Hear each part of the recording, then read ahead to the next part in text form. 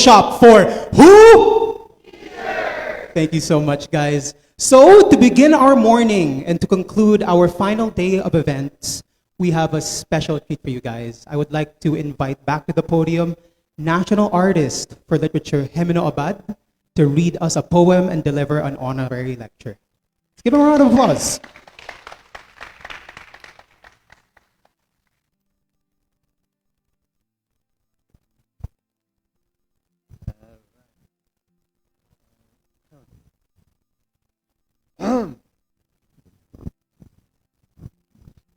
The future is first shaped by words.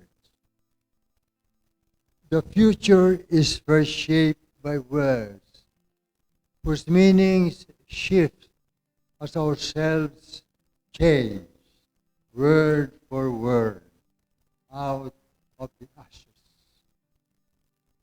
So put the word down on paper. From there, your cities build. Blank is context, wide and fruitful boy. Words establish our reality before shifting sands. As the last ice age melt, our shores become deaf. So put the word down with care, for it shall carry us, give us our exact weight, and define all possibilities. Our future, conclusion, our future lies in how we use our words. Hope, too, is a blank page where words sleep or dream to shape all.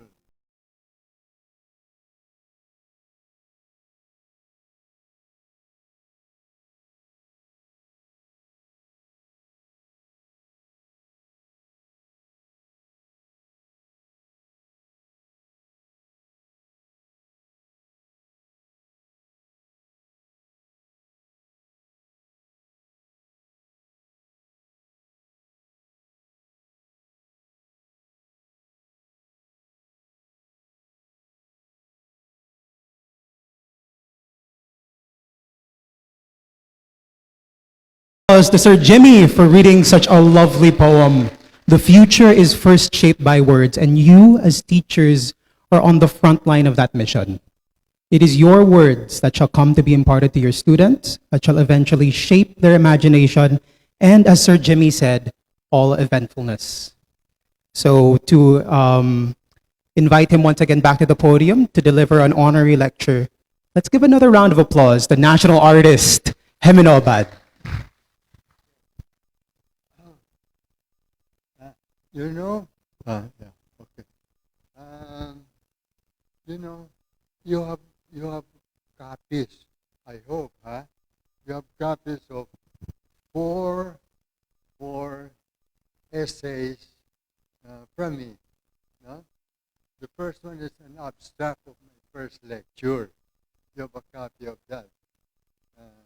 The second one is you have a copy of why write poetry or why write at all. You have a copy of that. I'm making sure. And then you have another paper.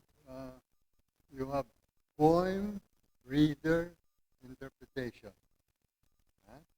And the last one is summing up a poetic. You have a copy of that. So my lecture is just reading that. Yeah? Okay, but then we can have an open forum. No? In fact, in our open forum, if we have time, I noticed that as part of your assignment, before you go to this place, you're supposed to, you're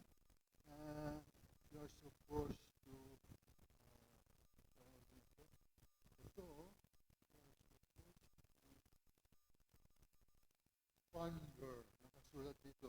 you're supposed to ponder, to reflect on the following questions and excerpts and write down your responses. So even before you went into this whiteboard conference, you already answered these questions. You did that, di ba? You know, I think this Filipino English, yung sinasabi, homework. I think that's Filipino. Do you think you can find that word homework in a Webster English Dictionary? Homework? I think we invented it. Di ba ang homework, yung assignment in school, and you do it at home? Yan ang tawag natin, homework. You had homework? You went to this horrible conference. No, no answers to this question. I'm pointing it out. Not because I'm accusing you of not doing your homework, but because we might discuss some of these questions also, if you like. No? Now to my fourth lecture. Because I'm just reading what you already have. Although, as I read, I might insert a few sentences. Okay. Also, I will correct some typographical errors. All right. Poetry or poem, you already know it, comes from Latin poiein, to create, to make. So poetry, poem, is a generic term for literary work or creative writing. No? And there are 4 genres or kinds of creative writing or literary work. And you know that. No? Poetry is one, fiction is another, like short story, novel, drama or play, that's another creative work. No? And also, finally, that essay, that lecture, that essay we call creative non-fiction essay. No? Example of creative non-fiction.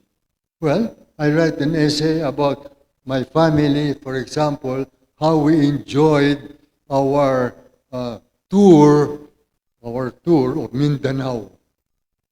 It's just and it's creative pero non-fiction. Okay?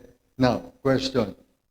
Supposing it is an editorial, or supposing it is a newspaper report, di ba? No? Oo. Or supposing it is a columnist in a newspaper. Lahat yun. Di ba? Oh. Is it creative? To some extent, because remember this, to some extent lang. But the main thing about the essay that is the so-called creative non-essay, this one, editorial, newspaper, talagang factual. No? Talagang factual. No? Oh. But it's a very thin difference, no? Oh, yeah. Okay. But the important thing to remember is, if it is a so-called creative work, fiction, play, etc., the thing to remember is, it is work of language and work of imagination. Both. No? You know, if I am writing a short story, writing a creative non-fiction, writing a play, writing a novel, writing a poem, all of that is work of language. I work the language like the farmer works the soil to produce his crop. I have to have a vigorous sense for language. No? A sense for language. Because that sense for language is the essential or basic poetic sense or creative sense. Huh? When you write, it's work of imagination because you have to imagine well the family that's the characters of your story. You have to imagine well those characters and what they do. You have to imagine it well when you write about them. No? To think well is to imagine well. Imagine well. Okay? You know, my daughter is, I'm just more so. My daughter is also a writer. This morning, I learned something from her. Yeah? There is a difference between among publishers ito. Kaya hindi ko naintindihan until my daughter explained it to me. There is such a thing as a picture book and a story book. What's the difference? Those are two kinds of books for children. Hola. What's the difference? There's a great difference. If it is a storybook, it is important that you can follow, of course, in your imagination, the story. No? And of course, you understand the language naman. No? You follow it. No? You follow the story with your imagination, if it is a storybook. But the storybook is also illustrated. But what is important is the story. Okay. If it is a picture book, there's a great difference. No? You will not get the story very well if you do not interpret the picture. Wow. If you don't understand the picture, you're getting only half of the story. Huh? Fantastic, ano?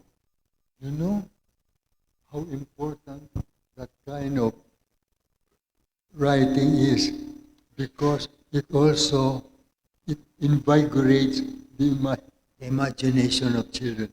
See, as we grow old, yeah, of course, we all grow old. No? As we grow old, all parts of us grow, change, evolve. No? That's why I like that saying by John Keats. He said, our world, our reality is forever only our consciousness or our sense, our own human sense of what is there, what is real, what is true, what is right, what is just. That's only our consciousness, our sense of what is there. That is our world. That is our reality.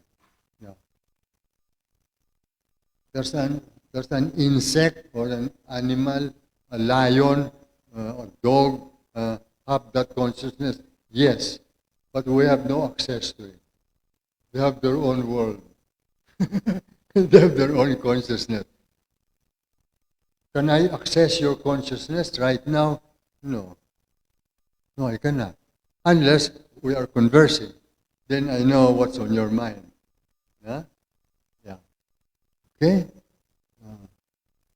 That's how, kaibigan, I cannot emphasize the importance of language. That is all we have. Do you realize that we are our words? We are our words.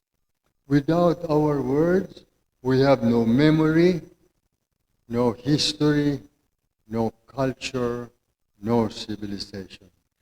That's why I say the future is shaped by words. That's my point. Eh? Okay? That's the importance of words. Yeah. Yeah. And you know, I was told by one of you,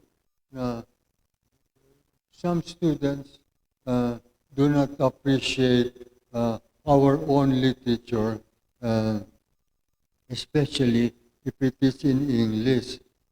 Okay, look, English, do you realize it?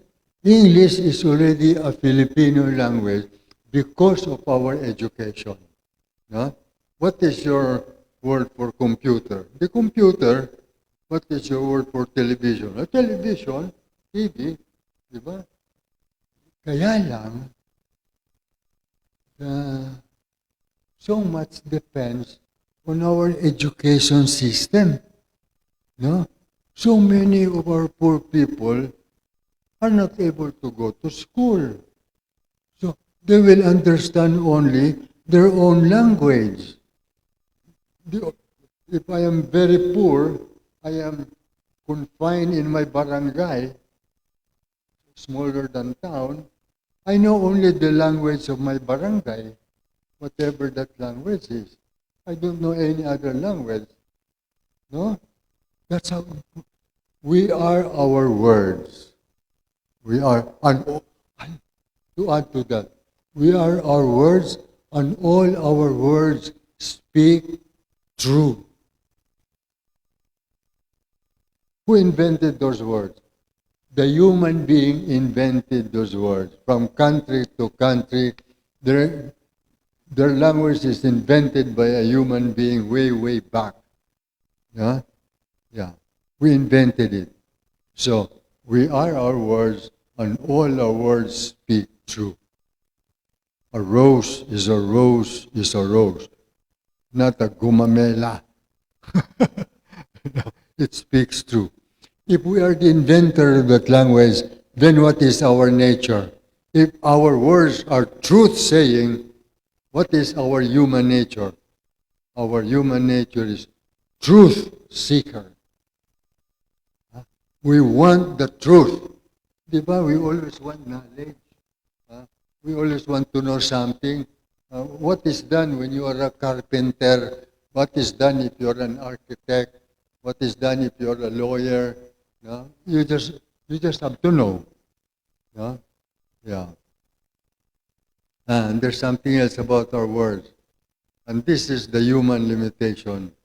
All our words speak true. All right. But all our words also cry out for more light. And you never have full knowledge. You will never understand everything. Diba? All our words cry out for more. You will always thinking, wanting to know more. Yeah. Like, do you know yourself? How well do you know yourself? That's the most mysterious of all. Do I know myself? I will know myself only if I reflect. Okay. Now I have wasted your time. I have not yet read my I have not yet read my lecture. Well, I will read my lecture now. The poet, the creative writer, draws from his own sense or consciousness of reality in his own time and culture. His poems, his creative works, representation of an experience as lived, as imagined, or an experience as imagined as lived. Yeah. Sometimes when you write your fiction, your short story, you're only imagining it. You have not really experienced that what you're writing about. You're imagining it. So this is, you're writing about what you imagine as lived. Because your characters in the story are living characters in your imagination, of course. Okay. Thus, the meaning or sai of the experience depicted in the creative work, poem or short story, is what the words can only evoke reader to reader. Diba? The words of the short story or the poem is what the words can only evoke to the reader's imagination. Therefore, there will be variant and yet plausible readings of the same creative work, poem or short story. Consequently, any poem, short story, etc., has a life of its own, reader to reader, over the course of the work of Shakespeare, the work of Francisco Arcellana, has a life of its own, reader to reader, over time, for so long as the work is still read. It has a life of its own. There are also, of course, there are poems, short stories, plays, whose meaning is immediately clear and definite. No? So no problem there. But there are also creative works whose meaning, it's not just meaning, whose meaningfulness, the Tagalog word for that is diwa, spirit or soul. The short story does not only have meaning, but is meaningful. It has soul, so to speak. It is the spirit of the work, of the creative work. And it is deeper. And so, you strive, when you come upon a work like that, you strive for an adequate enough interpretation, an adequate enough understanding of it. Diba? There are stories that, what's this all about? A short story. Or what's this poem all about? No? So, you can think of, the work has a subject or theme. Diba? Ano ang subject or theme sa Tagalog? Paksa. And then it has saysay, meaning or significance. No? What is it really saying? No? Okay? And then you have diwa, meaningfulness, soul or spirit. You have that diwa when you have an intuition or insight. It's a deeper meaning. Intuition or insight. So the real requirement for any reader is what we call sense for language. You have a strong sense of language. That's why I encourage my students learning English or learning Tagalog. What is the etymology of that word? Like human. It comes from Latin humus. And what does it mean? Humus is soil. Therefore, the human being is earth. You go back to earth when you die. When we die, you go back to earth. Okay. One needs to be attentive when one reads. One needs to have a strong sense for language. One needs to imagine what he reads. The discerning reader, when he interprets, the discerning reader, says Marian Moore, may well be a literalist of the imagination. That's the good reader. You are a literalist of the imagination. As you read the story, you imagine it well. From the words of the story. Yeah. So, your agile or vigorous sense for language enables you to be acclimatized in the writer's own distinctive style or way with language. Huh? Ay, you know how important that this kaibigan? Huh? Your sense for language, when it is strong, will acclimatize you. You understand the word acclimatize, no? Will acclimatize you in the in the writer's own style or way with language. You know, kaibigan, the writer discovers over time through practice and reading, the creative writer discovers his own style. It's not as though when you're a creative writer, you have your own distinctive style already. No, you will grow, you will develop, you will discover finally your own distinctive style. Define style. Oh, there is a definition. Yeah, that style. When you say the writer discovers his own distinctive style, what do you mean by style? I mean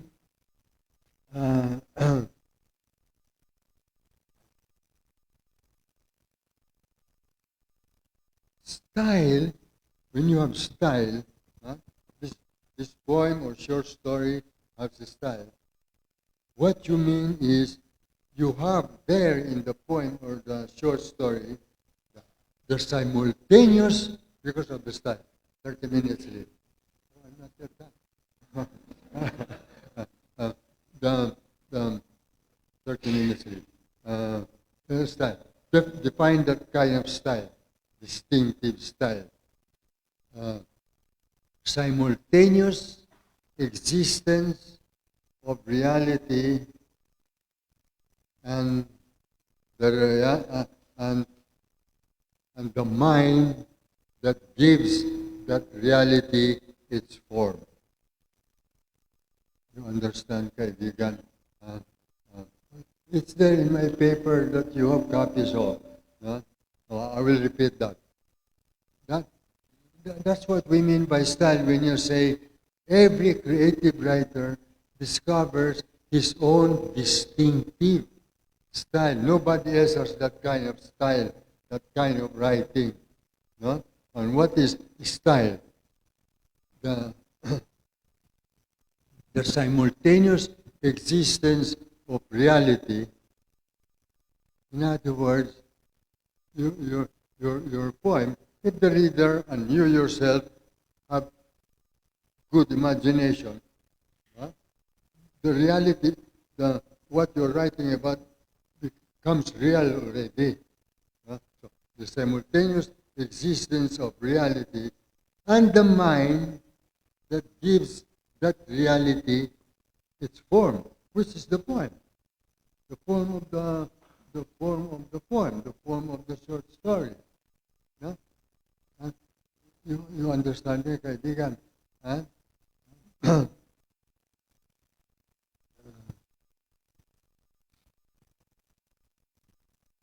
That is style. Yeah. That's why when you say, that's why when you say the creative work, the poem, the short story, the novel, the play, the creative nonfiction or essay, the poem, as the generic term, the poem is to live. You live it when you read. No? Diba? When you read, your imagination has to imagine what you read.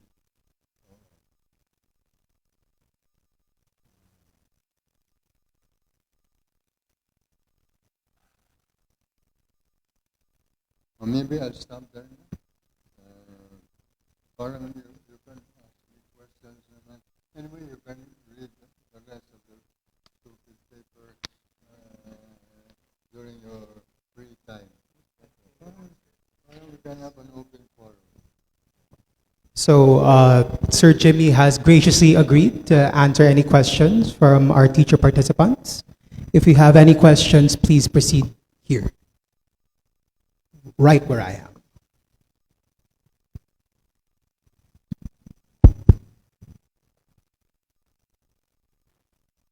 Good morning po, sir. Sir, I would just like to ask, how am I gonna separate prose poetry from flash fiction? Again, Prose, how do you distinguish prose poetry and flash fiction. flash fiction? Oh, wow. Prose poetry. I don't understand what prose poetry is. What do you mean by prose poetry? There's Walang this, rhyme. there's this type of poem that wherein it's like a prose. It's like prose. What's the other one? Flash fiction, What's flash fiction? a very short story. Very short. There are also very short poems. Yeah. So what's the difference? If they're both creative, no difference. Huh? Yeah. In other words, if it is creative work, between, essentially no difference. No? If it is poem, short story, play, creative non-fiction or essay, no? If it is creative work, no essential difference. No? No. When you write any one of those, you have to imagine it well, and you have to have a vigorous sense of your language, because that is your only means. No? But you have to imagine it well also, so that your reader can also imagine it. But from reader to reader, they may understand it slightly differently from each other. There are plausible interpretations. You know why there could be some differences? No? Because of your uh, your environment is your own culture, your own way of thinking and feeling in your own culture. No? So the way somebody, an Englishman, understands a poem by a Filipino, he is in his own culture, they have their own way of thinking and feeling. It may be a slightly different take on that poem. No? I will add to that, although it has nothing to do with your question. I will add to that. Well, I am a dreamer, and I hope I'm also a prophet. A prophet. I think humanity is evolving toward community. I'm playing on the word. How will that take place? Because the more education there is, the more we can understand each other's language. It's the languages. It's language. No? It is the reality of language that will make real humanity as one community. I do not understand the Chinese, unless I read translations of Chinese into English that I understand. Diba? And all languages are translatable. That's how I think humanity will. It's just my kalokohan, my dream. No? It's how humanity will come one community. we will understand each other. Whether you are Chinese or Arabian, or your religion is Catholic and my religion is Islam, we will understand each other. That's how important language is. We are our words, and all our words cry out for more life, more understanding. Okay? Done with my kalokohan.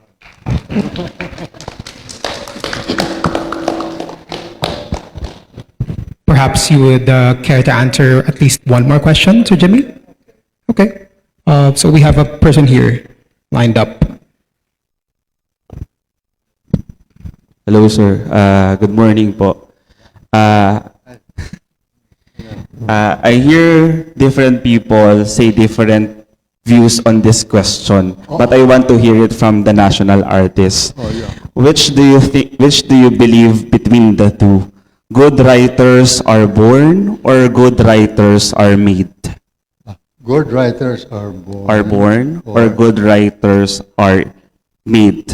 Is it in the genes or in the science, or is it in the training? Yeah. Ah, Or both? yeah. I don't know.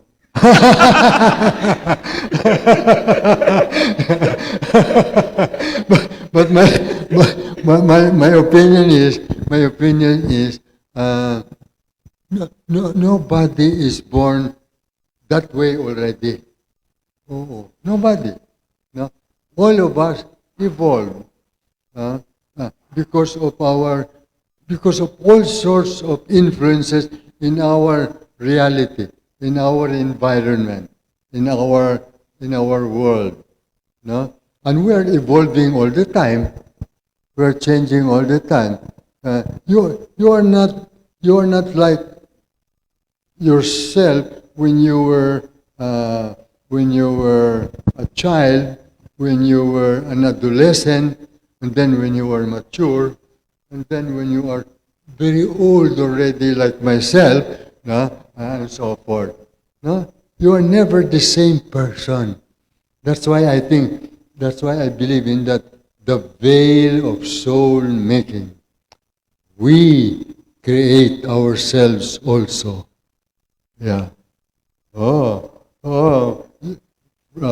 Years from now, when you are 90 years old, you are a different person. Sana hindi cranky. Thank you, sir. Okay. Yeah. You know, I'm enjoying myself. I hope I'm not boring you, huh? Yeah. Huh? Yeah. So, are there any more questions from our teacher participants to Sir Jimmy?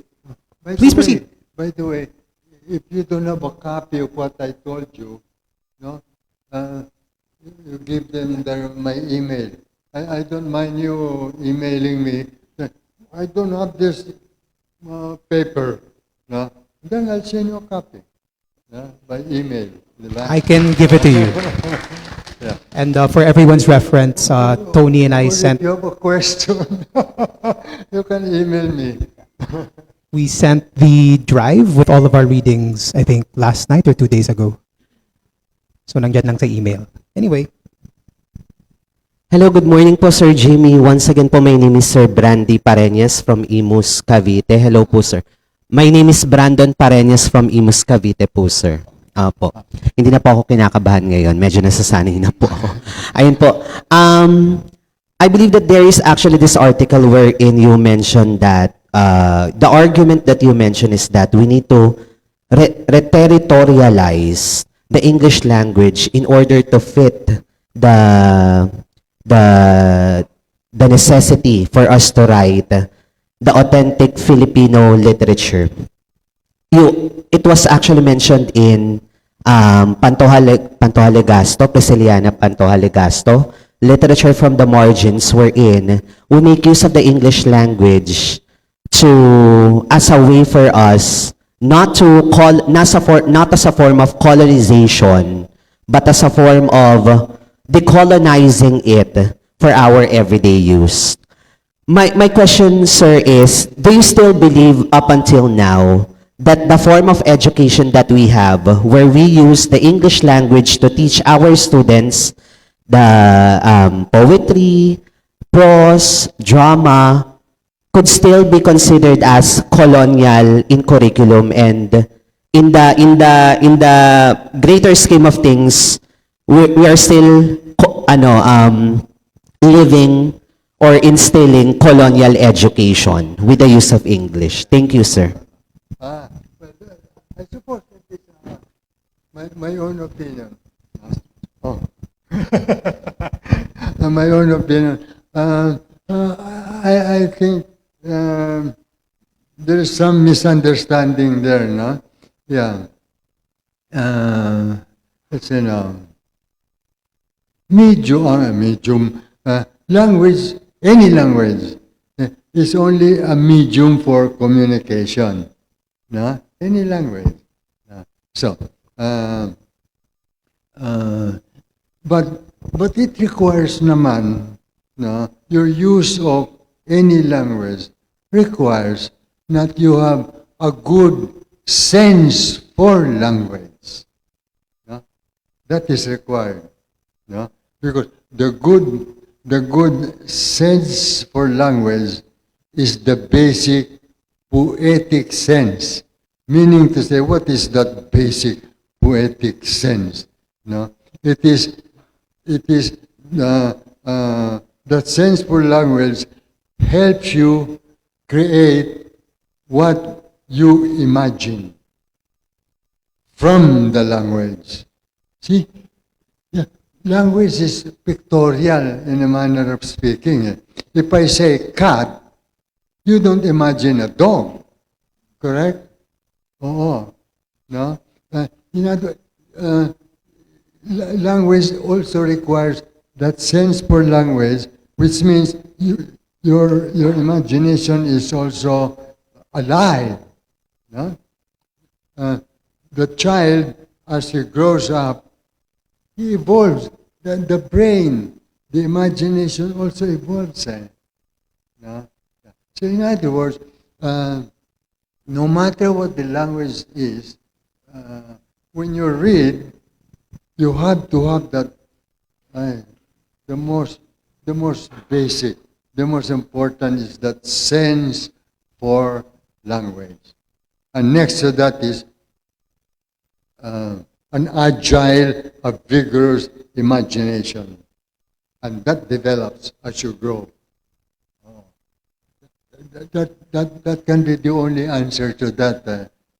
There's no such thing as we are still a colonial people. Absolutely not. No. But the sad thing is,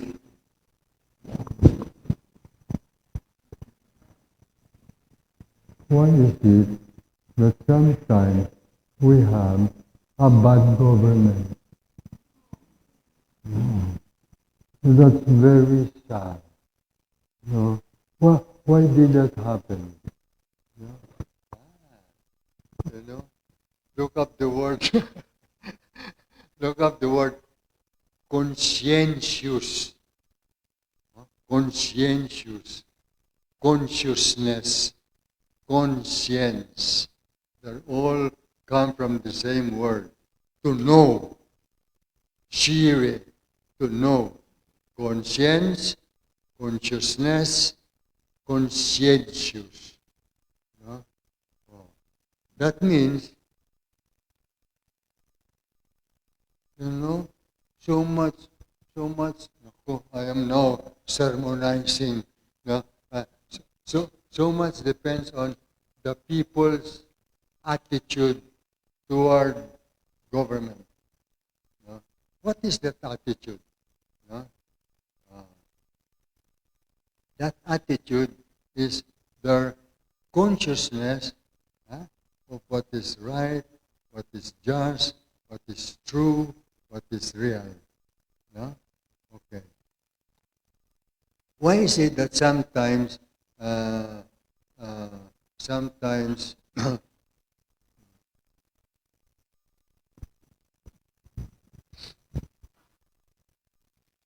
either, I hope I don't go to prison.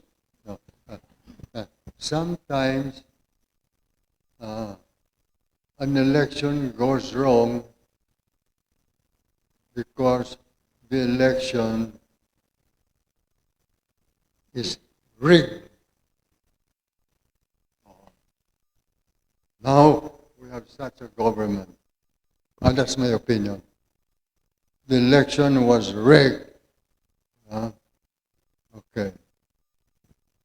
In the social do not report this to the police. Yeah. In the social weather report, do you know what is meant? Do you understand the social weather report? No? The rating of Bongbong Marcos and Sara Duterte has gone down.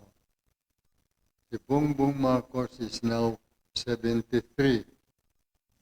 Sara Duterte is now 62. It used to be higher. In other words, the people's attitude towards this government is now changing. It's dropping. And my hope is there will be people power. Naku, do not make sumbong, ha? Yeah. Hello. Sir, it's an honor to meet you. I just have one question. Yeah. And my question is for my students. Wow. They are writing their poems for the first time. Wow. And maybe could you give us an inspirational message for me to take home for them? The poem. Just an inspirational message for first-time writers. Yeah. You tell them that when you write a poem, choose your words well. No, sabihin mo, choose your words well. What you are writing about, what you're writing about, no? You're using words. Make that real to your imagination. You imagine it first, and then you find the words. You find the words to say what you imagine. Oh, like two cats are quarreling. So you imagine two cats quarreling. Now, why are they quarreling? They're quarreling over the food that they're going to eat. Ganyan. Now, you have to imagine. You cannot write well if you do not choose your words well. And you cannot choose your words well unless you imagine well. Every word you imagine. Okay? Thank you so much. Yeah.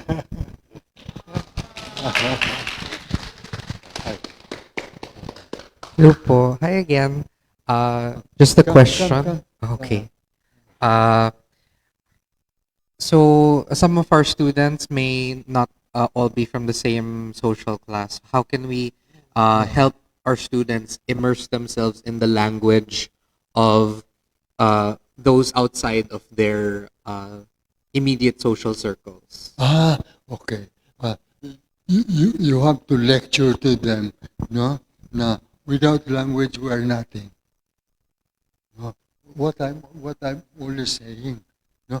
Can you imagine? Help them imagine. Can you imagine people na walang language? How will they understand each other? No? Your parents teach you. Sometimes your parents spank you. No? But they explain naman why you're being spanked. No? And then you understand, oh, I did something wrong. Ganon. You will not understand what is wrong and what is right unless there is language. parang you help them understand what language does. No? Imagine, mga kaibigan, imagine wala tayong language. Paano ngayon? Nagugutom ako. No? Okay? Yeah. Ganun lang. Emphasize what language.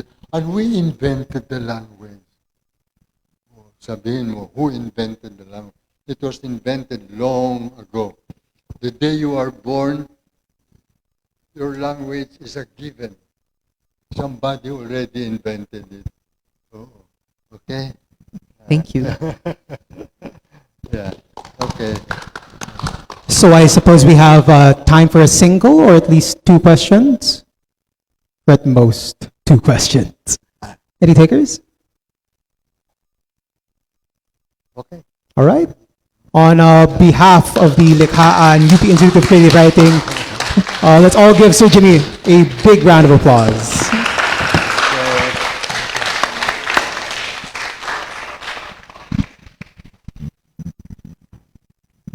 Right, so right now we'll have a 30-minute recess. Please be back here at 10:30.